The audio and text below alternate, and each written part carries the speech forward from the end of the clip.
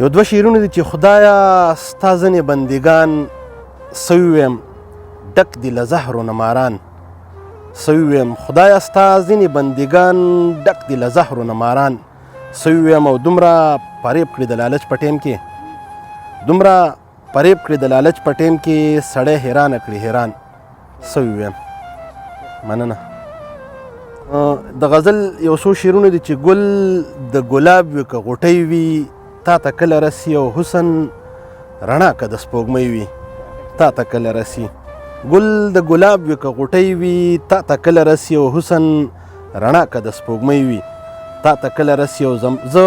قام پرست یم خو د مینې د لحاظه وایم زه قام پرست یم خو د مینې د لحاظه وایم که پېښوری که کابلی وي تا ته کله رسي او ټولې همزولې به دې ښکلې وي بېشکه منم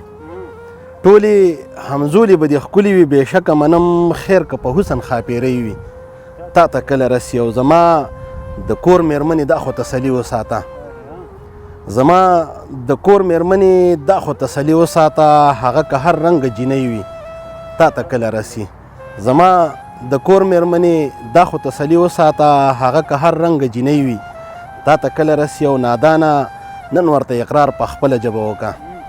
نادانه نن ورته اقرار په خپله ژبه وکړه که د چا هر رنګه سیالۍ وي تا ته کله رسي ډېره مننه